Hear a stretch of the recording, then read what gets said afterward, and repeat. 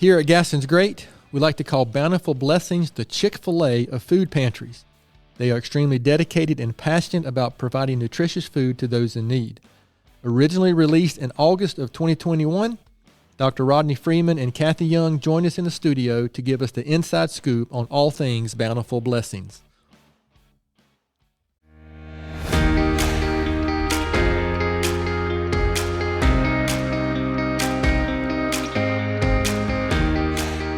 Hello, Gaston County. Welcome to episode number 12. That's correct. We have made it this far. Episode number 12 of Gaston's Great, a podcast highlighting some of the great things happening in and around Gaston County. I'm your host, Stephen Long, and we are once again coming to you from the international headquarters of GSM Services right here in downtown Gastonia, and are looking forward to having some great discussions in the coming weeks and months. We simply believe in discussing more of the reasons why Gaston's great. We're highlighting another great organization, and I have two of my favorite people in the whole world here with us today. We have Dr. Rodney Freeman and Cathy Young. Rodney is the pastor of Mount Zion Restoration Church, and Cathy is officially the chief volunteer and recruiter for Bountiful Blessings. So is that a fair way to describe that? That's good. All right. Rodney and Cathy, it's great to have you on, and welcome to the podcast. Thank you. Thanks. So, Cathy, we're going to start with you, if you don't mind. Just kind of tell us a little bit about yourself, anything you'd like to share. I came to Gaston County 23 years ago when I moved to Cramerton, and I am married to David Young, and 17 years. And I'm a real estate broker with Allen Tate, and I've been with Bountiful Blessings for 1 year this week. Oh, wow. That was good timing then. Yeah. Of course, this will be a few weeks when this is actually released, but going back in time, that's really, really good timing. Yeah. And real estate agent extraordinaire is what I've understand, correct? I would like to think so. Oh, yeah. I mean, I think that's a fact. Rodney, what about you, sir? I am from the big city of McConnell, South Carolina. Know exactly where that is. Know where that is? Yes. Yeah, population of 300 people. Right. I was born and raised there by my dad, me and my brother, and I am married to my high school sweetheart. That's a good story. And I've been at Mount Zion for 20 years this past December. And it's the only church I've ever pastored, and probably be the only church I will ever pastor. Well, that's interesting. 20 years is a long time. Yep, it is.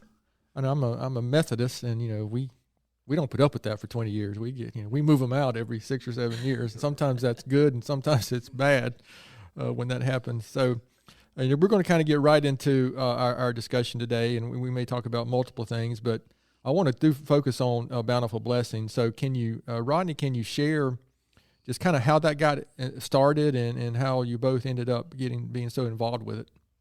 All right. Well, prior to me coming to Mount Zion, once first I got called into the ministry, I had a vision. All right. And so before I had a church, I had a vision that I was going to be in this community, and I was going to be working in this community, and I was going to be making an impact into this community. And so the food pantries, Bountiful Blessings, is only a portion of that vision. Right. Okay. So we started that. This year be 19 years. We started that, and I can remember the first food pantry we had. We had it at 11 o'clock on a Wednesday morning. We had 7 canned goods. There was 2 people that showed up. Their name was Linda and Faye. They took 2 cans each, left 3 cans for those who may be coming afterwards, and we blossomed from there. Oh, wow. I was not aware of that story, and I should have been. So 19 years. So how did it get to what it that is so different than what I have witnessed a couple of times that I've been over there? How did it get to where it is now and relative to that first time, and how many people kind of have you been serving? I know it may have changed with what we've dealt with the last year and a half or so, but kind of how's it grown and how has it changed compared to that very first day? Wow. Well, the very first day, really when we started, it was just really to make an impact into the local community there around our church. So that's what really we were doing, just making sure that the people around the church, things were taken care of in that community. But prior to the pandemic, we were feeding about 300 people a week. Okay, so it kind of evolved to that. But once the pandemic hit in March of 2020, the county commissioners met with some pastors here in the community, and they wanted to know, could we be able to feed up to 1,000 people, because they were getting ready to shut the city down for 2 weeks. And so they gave me $1,000 check and said, we need you to feed 1,000 people. So I guess everybody get $1 worth of food. and so we went from feeding 300 people. The next week, we fed 4,000 people showed up.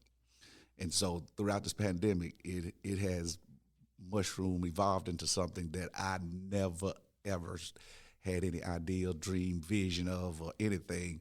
But I just knew when I started it, that's what we're supposed to be doing. And so here we are. We're at a place now that this past week, it put us over 212,000 people we fed in the last 16 months. All right. I want to go back for a second and reiterate what I just heard, and for our listeners especially. In 1 week, did you basically say you just went from 300 to 4,000? 4,000 people. Was that a shock to the system? It was a shock to the system. But wow, what a story! Yeah, it was. It was a great partnership. We're in partnership with Second Harvest in Charlotte, right. So we made the call up to them and just asked them could they supply us with as much food as possible, because our city was getting ready to shut down. And man, it was amazing. And it blows my mind, because we didn't have any idea. So can you imagine where our church is located? We had Bessemer City Road on lockdown. We had Crescent Lane on lockdown.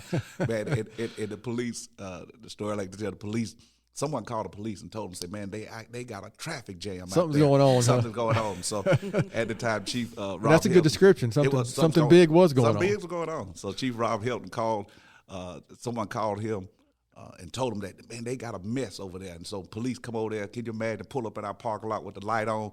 He was like, who's over this? And I was like, I am. He's like, man, you can't do this. So I got my phone out while he was standing there, and I called Chief Helton. I said, Chief Helton, I said, man, what are your guys out here harassing me? He said, who is it? And I said, man, what's your name? He told me his name. He said, tell him to get out of there. I said, man, your chief said, get out of here, man. And so he left, and they sent some guys up there to help us with the traffic, so it was funny. Oh, wow. So then a few sentences later, I think you said 212,000 people in 16 months. Right. Yeah.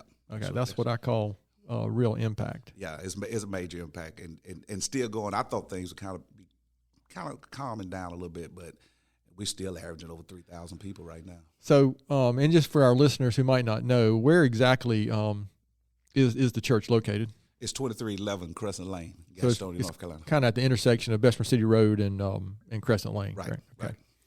So I'm going to shift over to the chief volunteer, recruiter, officer, head person. I'm so excited to have an official title. That's all news to me this morning. That's impressive. That might be worth a fine at Rotary. So, Cathy, how did you said you just you're celebrating your year anniversary. So how did you get involved, and what kind of called you to be so involved? I had actually just finished a discernment process in the Episcopal Church, and Okay. I knew that I was being called to lay ministry. And my dear friend, Deacon Brenda Gilbert, said at St. Mark's one Sunday, we're going to need to go and volunteer. They are doing something over at Mount Zion that is not like anything I've ever seen. She said, it is a well-oiled machine, but they just need more hands. So I told her I would go, and I went, and I haven't missed a week. If there was any way I could be there, I think I've missed twice. And I just love it. It's I'm there to support Rodney when he gives you the story of how he started the food pantry. If God told him to feed people, and what he had the ability to do was get 7 cans, that's what he did. Right. And to go to the numbers that he's at now, it seems like an overnight thing to us, but God had been preparing him for so long. It's an amazing thing to get a front row seat to watch what happens there, because it is a ministry unlike anything I've ever seen. Yeah, most overnight successes have a history of about 20 years worth of activity and actions happening and callings and volunteers and other so many other things that happen. And to the outside, it might appear that it was just an overnight success, but that's rarely the case. So, I mean, I think we already know what this is, but can you tell me a little bit about the mission? Is there anything else you'd like to share about the specific mission of it, or is it simply what you're doing is feeding those that or that you have the need in the community? I think our mission statement is to alleviate food insecurity within Gaston County while providing access to healthy food choices. So that's kind of our mission statement, but it's so much. I think it's evolved now to something that's way beyond food. Yeah. Speaking of the mission, and one of the questions I typically ask is, what are some of the initiatives with the organization? But we might come back to that, maybe to talk about the church in general, maybe something else that the two of you guys might be involved with. But speaking of kind of the impact, I happened to be there with the United Way the day that the vehicle, the van, was delivered. Kind of, so you talk about the far-reaching impact and involvement, or you never know. You think Bessemer City Road and Crescent Avenue. What else? How could we impact further away? So, kind of, you mind sharing how that came about and where the young lady was from, or? You probably need to tell the story of the van, but as far as how far-reaching it is and where help is coming from, in the very beginning, they move a lot of food, and it's from refrigerator trucks out to covered tent areas, and so we had to have a forklift. And so Rodney was praying before he started one week, and he said, we're going to need a forklift, and we're going to need it now. And through a Facebook post, a friend saw that, and the forklift ended up coming from California. Oh, yeah, I think I remember hearing that one. That is unreal. Yeah, so it's funny where all the help comes from. But a young girl had found out about Bountiful Blessings, and she was the one that decided to raise the money and help with purchasing that van. So how did that come about exactly? 16. Well, matter of fact, we had did a WCNC. Okay. They had came by the church to do a story on us, and Fred just asked, what is it, something that you need? I said, man, we need a cargo van. And so he ran it, and he ran it in the camp in unison with the campaign for United Way. Okay, yeah. We were just, I remember that. Just getting some, just reaching out to get something. And so the thing was, she happened to see it, and she just went and told her dad and said, hey, those people need a van, let's do it. Mind you now, she's 16 years old. And so she got her dad's business partners, and I think community people in the community, her friends, and she raised the funds. Matter of fact, she raised beyond the funds. They bought the van and then gave us a check for $7,000. Yeah, I got news for you. When I was 16, that is not the kind of thing I was doing or thinking about, Yeah, frankly, that was impressive on so many levels. I mean, mainly from her, actually. Right. To see a need and actually take action. There's always need out there, but ultimately it takes somebody taking action. One of the reasons we're here talking about, Bountiful Blessings today is very, very similar. Can you maybe share, is there something specific you can share, or maybe an example, what are you most proud of accomplishing during your time at Bountiful Blessings, or maybe an anecdote of a family or anyone that has you met or has really been impacted by the, I'm not sure if is this fair to call it a program of the Mount Zion Restoration Church, or is it its own organization? I mean, it's a ministry. Okay, ministry thank you. That's much better. Yeah, that's why you're here, Rodney. Like I said earlier, who knows what I'm going to come up with? I got you. I'll let Cathy share that. She more while I'm lining up the food under the tent. She kind of handling the volunteer. With the people, interacting with them. So I let her share. She's heard more stories than I have. I think that people immediately think, well, they're going there to get food and be fed. And there are people coming there that are coming there for the food, but they are hungry in so many other ways. And COVID just magnified everything. We have all different walks of life coming through the line. We have seniors that live alone, and we were the only person that they were having any contact with during a week. And we have non-English speaking families that don't know where to get resources. And then we have people that aren't in need but are there to collect the food to minister to families that don't have a vehicle, aren't able to get there. So it's a big cross section. I could write a book about I'm all sure the you stories. could, yeah. But there was one just a couple of weeks ago where a non-English speaking lady that comes through the line every week with her kids. I don't speak Spanish, but we communicate every week. And a couple of weeks ago, she brought a friend with her, and the friend introduced herself to me, and she said, she wanted me to come with her to give you a message. She said there's no way that they could have gotten through this last year without the food that has come from here. But she has cancer, and she has been sick, and on the mornings that she felt like she couldn't get up and go, she thought about that woman with the blonde hair that she knew was going to have a kind word and a smile. And, when before Rodney opens the line to have cars start driving through, he prays with the volunteers, for the volunteers, and for everyone in the line. And he makes sure that everyone understands we are not here to judge. You don't know who's coming through that line, and you don't know what their life is. And while they're on his campus, we're there to provide hope and show them God's love in any way that we can do that. And it's exciting. I'd like to say I go to help the people, but if I'm truly honest with myself, I showed up for myself, and I go back every week for myself, and it is the greatest cup filling a person can get. It's a very special place, and what is happening on that campus is it's pretty amazing on a lot of different levels. Last week there was a new car coming through that I didn't recognize, and there was a young boy in the back seat, probably about 5 years old, and I said, "Hey, how are you?" And he said, "Is this where I can get food?" And I said, "Yes, it is." I said, "It's right up there. You're getting close." And he started speaking a mile a minute to the adults in the front seat, just the excitement. You haven't seen a kid on Christmas morning as excited as he was that there was going to be food. And, cars start lining up at 3 and 4 in the morning. And so you have people that have been sleeping in their cars.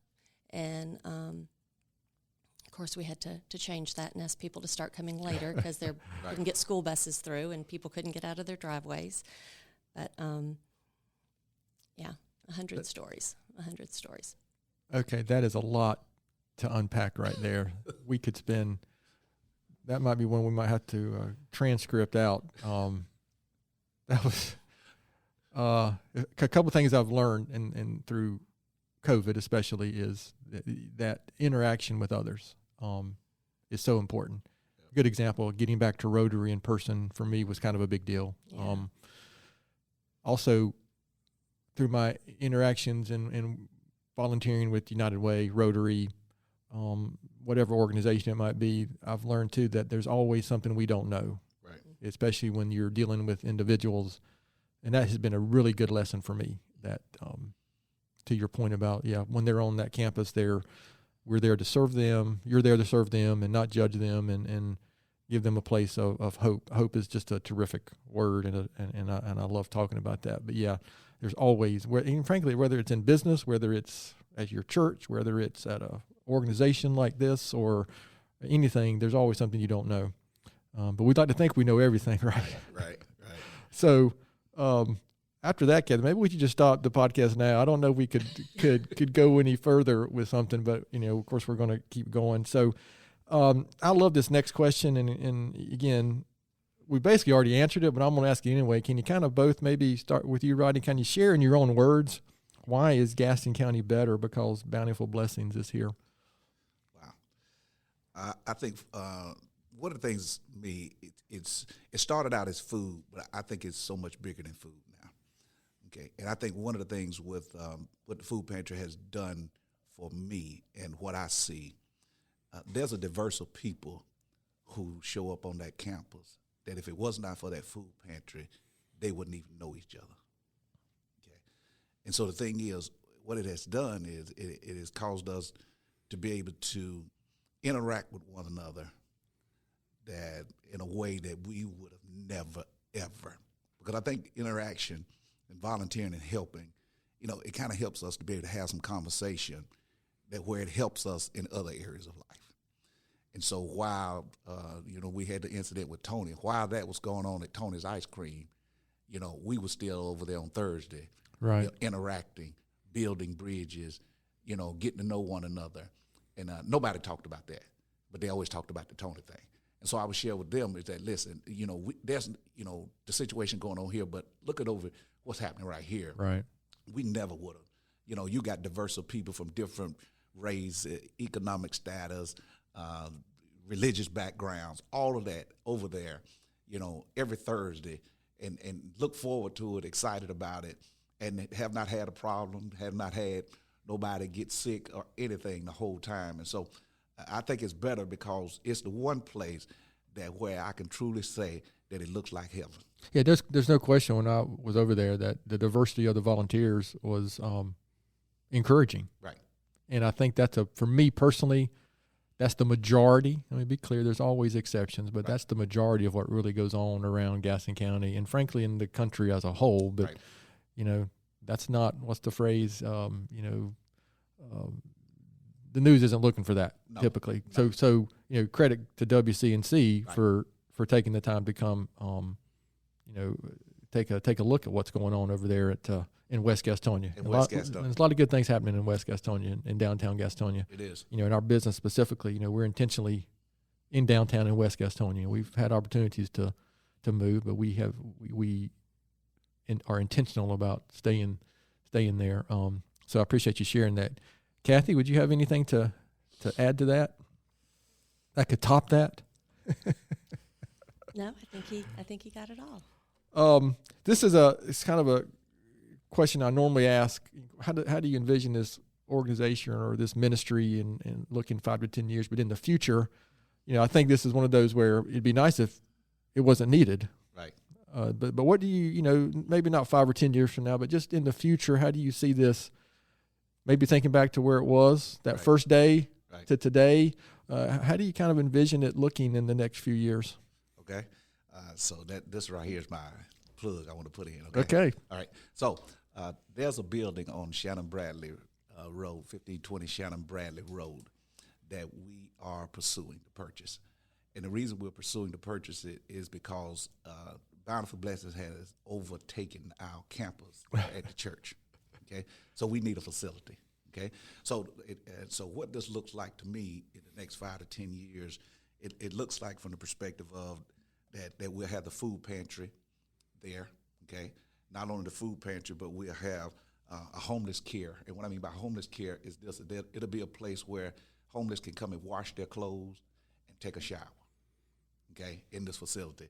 Not only that, but it'll be a place where we're in partnership with Family Promise, which is interfaith. Okay. We're in partnership with them. So we'll use that facility in our rotation to let them stay there. Good, yeah. Okay. Our church, my church has been involved with that. Yeah. Okay. First Methodist. Good. And then not only that, we'll have a place in there for teen services. And what I mean by teen services is it'll be a place where, not basketball courts, but it's a place where now video games and be able to interact, foosball table, pool table, those type things. We'll do that. And I know you say, with all that out the food, yeah, it is. It's all. I think all of it is a component of what has taken place because of the food pantry. The one thing that I'm looking forward to is that we'll be able to have a clinic, a health clinic, in this facility, because so many of our people, as Cathy can tell you, they come on Thursdays, and we have a lot of medical supplies that we have to give out. And the biggest thing is they need blood pressure machines, and they need the glucose strips. They need those. And so the thing is, the reason that many of them can't get that is because the fact of they don't have a primary care physician or health insurance. And so I've talked to Dr. Andy Dyksterhurst, who's going to help me. Matter of fact, he already set me up with the lady that's going to oversee a clinic for me one day a week, where people can come and get those services. And then the last thing is going to be a training center. Since someone has donated us the 2 forklifts, I have a guy that we have sent to school and already paid for, and he's a trained, certified forklift trainer. And so what we're going to do is train people to be able to get jobs and get certified at forklift driver, and to be able to go get employment, because a lot of jobs now are warehouse type jobs. Sure. Yeah. And so we're going to do that. And so all of this started with food, but it's going to evolve into a community resource center. So from 7 cans to what you just described, that's like going from, I don't know, Gastonia to Jupiter. Unbelievable. Cathy, I mean, like you had something to add there? It's his restoration center is something that is going to happen. And the location is perfect, which is why he's already given an address.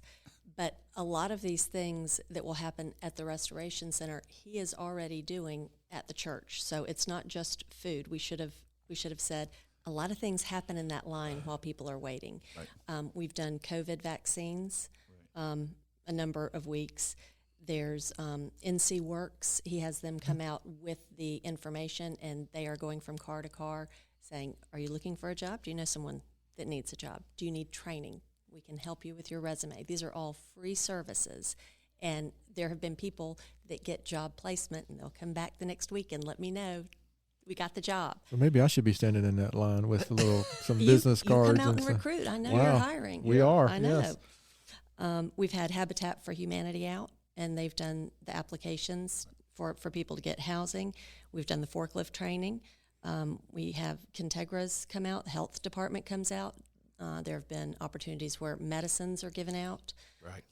So there's lots of different needs being met. We've had local dentists that will donate the toothpaste, toothbrushes. Right. So there's a lot that's happening there. We could turn this into about 10 different podcasts. It sounds like with everything you guys have going on. That's terrific. And I know Andy Dyksterhouse personally. Yeah, he's a really a good guy. He's one of my F3 buddies. And if you don't know anything about F3, I think actually that's the next one we're recording. Got a couple of our buddies. We're going to talk about that. And that's something else maybe I want to talk to you about sometime, Rodney, is F3 and how we could get that more into the community. Okay. So his wife, Kelly, is one of our great volunteers. I'm sure. Oh, yeah, Kelly's terrific. Our daughters played soccer together, so that's how I first got to know them. But then Andy and I've gotten to be good friends through our F3 group. And again, he's just a terrific guy, terrific family. Yeah. So I'm going to come back to that, to your new location kind of at the end, because we're going to end up, we're going to get specific about what help do you need and how can we get others involved with the organization. So we're going to getting close to shifting gears a little bit, but don't worry, we're going to come back to Bountiful Blessings for sure. So both of you, if you weren't involved with this, what do you think you might be doing? Wow. Something similar, probably? I'll probably, so with me, it's always, it's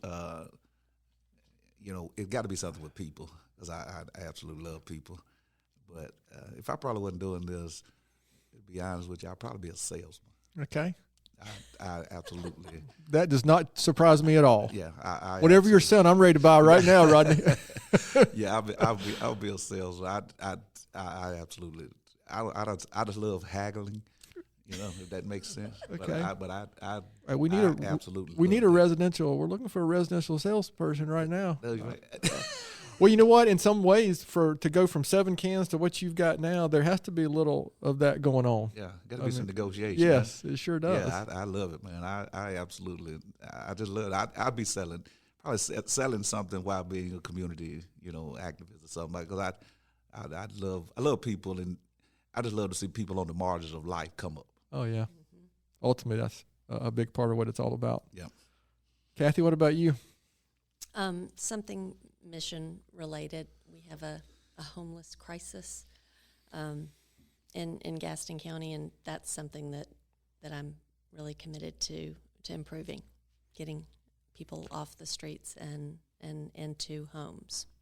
I think we recorded with Kay Penniger last week with Habitat, and we talked a little bit about the Belmont project that's upcoming. I know that you've got a little bit of involvement with that. So, yeah, I think as we've recorded these podcasts, a big that particular question is very similar. I mean, most people who are doing things like you guys are doing, it is about the people, and you have to have a heart for it, a calling or whatever. And that typically, when I ask that question, it's something related, whether it's helping people in some way or another. So is there anything I haven't asked but should have. Anything else you'd like to share about Bountiful Blessings or Mount Zion Restoration Church or anything kind of before we move into what really people care about? What they really care about. I'm kidding. Anything else you'd like to share or some question I haven't asked?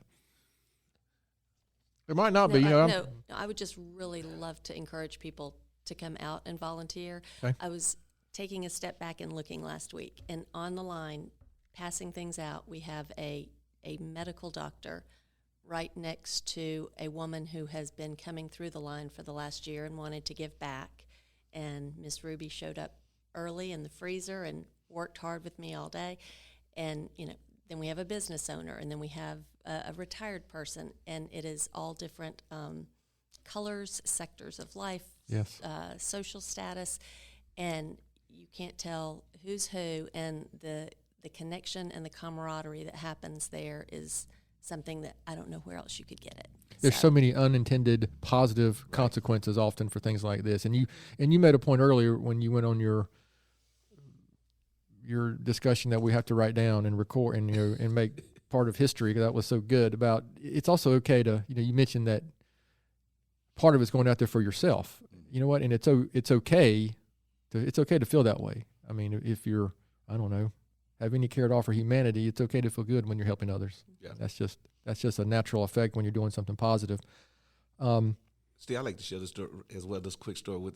2 weeks ago, there was a gentleman that stopped by our facility, and he was driving a 53-foot tractor trailer. And he stops, and he comes in and wants to know, do you guys need some food? And so they were like, let me go get. So I go out there, and I was like, what do you mean, do we need food? Because I'm like, where did he come from with this? This is not somebody I know. And he said, well, let me explain this to you. I said, what's that? He said, 3 years ago, I was out of work, and this was the place that fed me. And I said, is that right? And he said, yeah. And I said, man, I'm grateful. He said, no.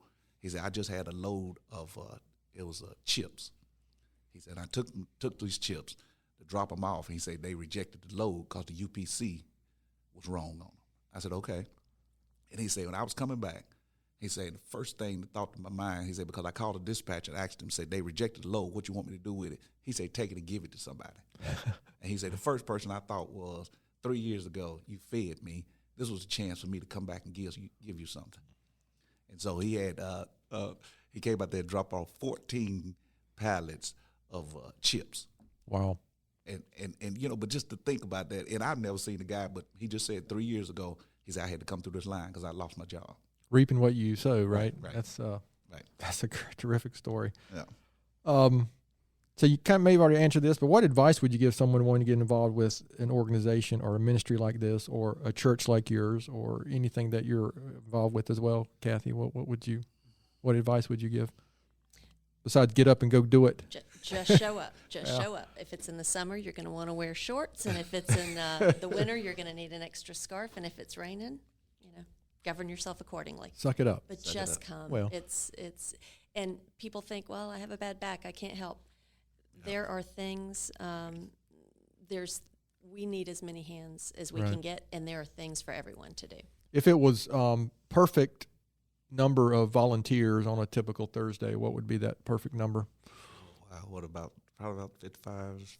Okay. I think about 55. That's what we have. That's what we have. What we would like is 75. Okay. So you're typically 50 to 60, and you could probably easily use 75. Oh, easy. Okay. Yeah. That's good to know. What about you, Rodney? Any advice you would give, or did Cathy cover it pretty well? I think one of the most rewarding things for humanity and mankind is serving. I don't think you put a price dollar on that. To me, it's just something about the fulfillment of it. And, just to realize, you just help somebody, but then they come back next week and say, thank you so much.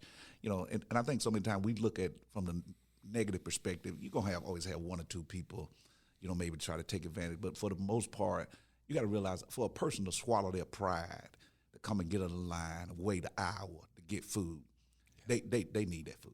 Yeah, there's always going to be an exception to that rule, but my experience is that is not. Nah, that is a super, super small percentage. It's super.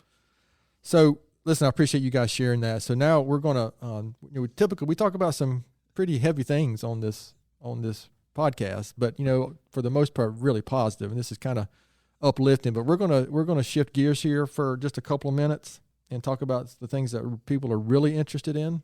Because this is a podcast about Gaston County and some of the things in Gaston County. And truth is, I don't even know what we have. 2 sets of questions. I'm not sure what set of questions we sent y'all. So I'm just going to make this up as we go. So Okay. if I ask a question that's not on your sheet, answer it anyway, please.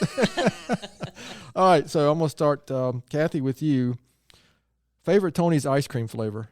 Chocolate peanut butter milkshake. Okay, Extra scoop. that's impressive.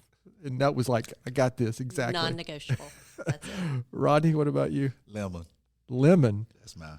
That is you are the second person that has said lemon. The other was Vincent Sherry, which I assumed he would say something with cherry, but I got to give y'all credit. And a couple episodes ago, we haven't released it yet, but we actually had a taste test in here with Steve DeAvia and Patrick Mumford from the Gaston Business Association. So I have to give, lemon was good. Lemon was one of the options, and I was shocked, frankly, to give Tony Coletta. And he's getting a lot of press on this episode. I have to get him on here to be our advertiser or something one of these days. Sundrop or Cheerwine? Sundrop. That was very quick and the same. Yes. Okay.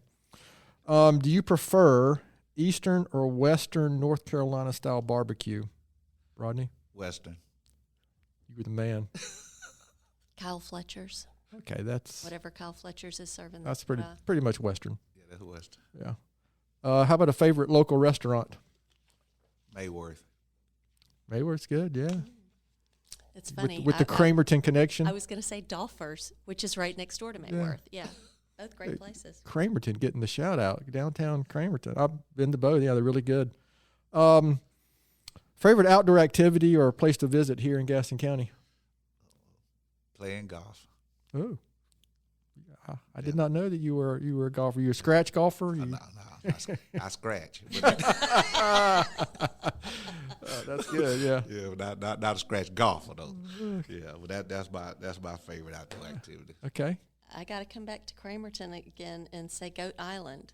Yeah, Goat Island's great. Canoeing and kayaking and jumping on the thread trail. Yeah, I agree. Yeah, Goat Island's a great addition.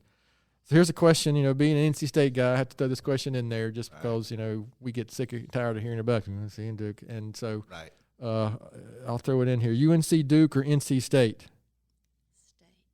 UNC. Now I'm his favorite. Yeah. Kathy, yeah. Got it. Maybe we can edit every comment that Rodney has on there. We just edit it out of the. Rodney, I married a Tar Heel, so I have a mixed family. But luckily, I have one daughter at NC State, and the other 2 kids are NC State fans. So my wife is a very good sport about it. So it's all good. Kathy, what is something very few people know about you? That I was born in Italy and got my pilot's license while I was in college. Wow. Wow. I didn't know that. See? An Italian pilot. I did not know that. That's a terrific answer. Rodney, top that. I can't talk that, man. I think let's see. I dug a well in Honduras. Oh, really? Oh, wow. Yeah. That's interesting. I mean, I have one of the few places that I have been on mission work has been to Honduras with my Rotary Club and doing freshwater work. That's who it was for. Wow, that's great to hear. Yep.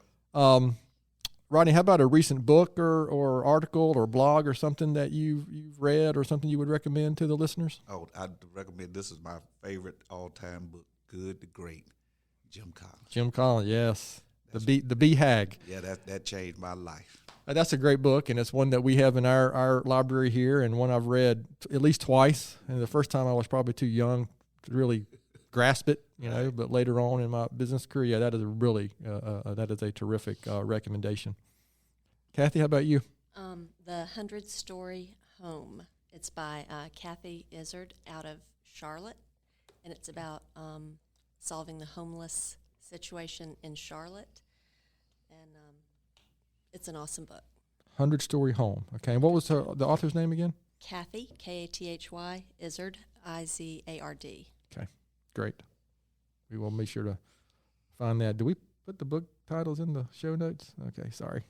Elizabeth is here with us, and she's actually the one in charge. I really don't have a clue about what's going on around here. All right, well, that's good. So, so we're I appreciate those answering those questions. That's really what Gaston County listeners, at least the 6 listeners that we have on this episode. Actually, after this one, it's gonna blow up, I'm sure, to about 50,000 listeners after they hear this story. Right. So we're going to finish up here with a few more questions. Can you both share, maybe Rodney, we'll start with you. Besides Bountiful Blessings and Mount Zion Restoration Church and in general, why would you say Gaston County is such a great place? So I would like to say is the diversity. I think it's the inclusion and equality that has created momentum like I've never seen before in my 20 years. That's a good answer. And I'm going to throw a shout out to you as well. I know your involvement with the covenant that was I was involved with that a little bit through Gaston Together as the board chair and being on that organization. But what you and others involved with and frankly the law enforcement here have done a good job with that. And if you're not familiar with that, if listeners out there, I would encourage you to go. You can probably Google that, or I'm sure there's someplace where you can go to find that covenant that was made between I guess clergy and citizens and law enforcement. So yeah. So you can get it on Gaston Together website. Okay, yeah. Boy, I should have known that. Donna Locke is going to kill me for not saying that immediately. Sorry, Donna. Jeez. Hope maybe Donna will not listen to this one. Cathy, how about you? What would you say? I agree with Rodney. It's what sets our area apart. I mean, there's fabulous things here. We've got the Daniel Stowe Botanical Gardens. We've got the mountains, the river, the lake. Love WSGE. That's college radio. That's a really cool thing. That's a good one. Yeah, we haven't heard that one on yet, but that's a great one. Yeah. So this is probably my favorite question. For Rodney, it's been a little longer. Cathy, I know this has just been a couple years ago. So, Cathy, why are you laughing at that? What advice, you could look back, what advice would you give your 20-year-old self? Or what's something you wish you knew then that you know now? I would say just that I would tell myself it's going to be a great life. I would never have imagined that I would have had the good fortune that I've had. Just a life full of blessings. So don't worry about it. It's all going to be great. Yeah, worrying doesn't get us very far, does it? No. And I sure worried about some things when I was 20 that I had no idea. It was almost meaningless, but it sure seemed like a big deal at the time. Yeah. Rodney, what about you? I would tell myself to explore life before you get too serious. Because I got too serious too early. Yeah. I wish I had explored life and just went and just wild out for a while. I know that's not a good thing for the preacher, but I wish I had done that. Hey, this is not just for. Well, I'm gonna let that one go. Yeah, thank you, Steve. Don't comment on that. No, that's a good point. Again, there's more to the world than Gaston County and Gastonia, and spreading those wings a little bit and being exposed. I've been fortunate to travel over the country and a couple places internationally, and it also makes you realize how great a place Gaston County is. But it's always good to come home, but it is nice to explore other places and meet other people. So, guys, listen, this has been really good. So this is where we're going to finish up here briefly. But where can listeners go to learn, to volunteer? How can they help? And specifically, maybe talking about the Shannon Bradley Road property, is there some specific needs that you have coming up that, there may be some listeners who, hey, that's right down my alley. But again, just kind of share how can people get in touch with you or get involved and volunteer or help in some way. Well, I'll talk about the Shannon Bradley. I'll let Cathy tell you how to get involved. Okay. So with the Shannon Bradley project, we're wanting the community, the community to be involved in this process. And the reason why I say that is because for the last 20 years, our church has done it. Okay, but it's gotten to the place now that I feel as though it's bigger than our church, and it's the community. So I don't want the identity to be with our church. I want the identity to be within the community. So I've talked to a couple of officials that are looking. I can't want to call no name, but that are seeking to help us. Okay. Because the thing about it, and I believe this with all my heart, and I hope nobody take this personal, but the things that we are doing is not Mount Zion problem. I think it's a community issue. Sure. And so I think the community need to have some buy-in on it. And so that's what we're looking for is with the 1520 Shannon Bradley Road, that facility. If anybody got a connection with anybody at AT&T, that's what I need. Okay. I need somebody with a connection with AT&T with that, and they want to give toward the efforts. I mean, that's fine. But I just believe that the community we're going to pull together and make this happen. So and I needed to happen before September the 5th though, because that's when we're going back into our church. Okay. So right now I would have been in church if I'd had a facility. But since we're not, that's why we're going to be the last church in Gaston to go back because I don't have nowhere to store all that stuff we got. All right, so listeners out there, somebody with AT&T connections, and you heard it here. And so, Cathy, what about just general volunteers and how to get involved? Or I think I saw it on big Facebook page for Bountiful Blessings. So Yep. what you can share there? That's a great place to go is Bountiful Blessings Food Pantry. And it's Facebook will keep you updated on what's happening there. The physical location is at Mount Zion, and the time that we need the most volunteers is on Thursday morning. Most volunteers show up between 7 and 7:30. People start coming through the line at 8. We're there until around midday. We do feed the volunteers lunch, and it's always fabulous, so you can stay for that. But even if you can just come and do an hour or 2 hours, we appreciate any time that we can get. Occasionally we'll be rained out on a Thursday, and it moves to Saturday, but 95% of the time it's going to be Thursday mornings. Am I right, too? Thank you for sharing that. Am I right, too, though, Rodney, that your church, I mean, your service is online every week, correct? Right. It's online every week at 9 a.m. sharp. Right. We start at 9 a.m. sharp, and we do go for 75 minutes, not 2 hours, not 3 hours. Let me make sure they understand that. All right. That's not our church. That's somebody else's church. We do not go 2 hours or 3 hours. So okay. It's just 75 minutes. It'll be good. All right. Well, listen, I appreciate that.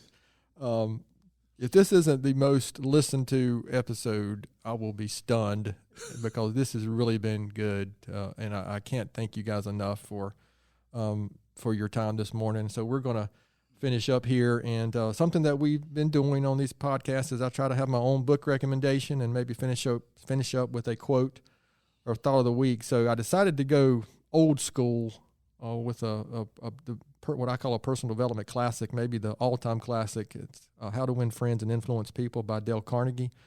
This is one of my favorites, and I think we mentioned early about Good to Great. It took me a couple times to get that book. I think it actually took me reading this one 3 times. I think I read this Dale Carnegie book when I was just too young to think those concepts were important. Maybe I was too self-absorbed or really needed somebody to whack me on the back of the head, and he kind of did that for me. But that's one of my favorites, and I would strongly recommend if you're someone who's trying to kind of learn more about yourself and learn and figure out how to interact with others better. I would recommend that. And then I picked a quote this week, kind of tying in with what Rodney and Cathy are doing in the community, and this comes from Dr. Seuss. And one of my things is I think you can learn everything you need to learn about life from Yoda and Dr. Seuss if you pay attention enough. But this one is kind of on compassion. Again, ties in with our discussion today. But Dr. Seuss said, "Unless someone like you cares a whole awful lot,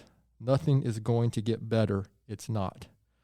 So keep that one in mind. It takes people that care, and I think Bountiful Blessings is a great example of that, and something that's obviously a big reason why Gaston is so great. So to your listeners out there, thanks so much for taking the time to listen to today's episode. Please spread the word if you can about the podcast, and please don't hesitate to contact us here at podcast@gastonsgreat.com. We're always looking for suggestions for future podcast topics and guests. You can find the podcast and subscribe at our website, gastonsgreat.com. And please follow us on our social media platforms. You can also find us and Subscribe on most podcast services such as iTunes, Spotify, and Google. Thanks again to Rodney and Cathy from Bountiful Blessings for being our guests today.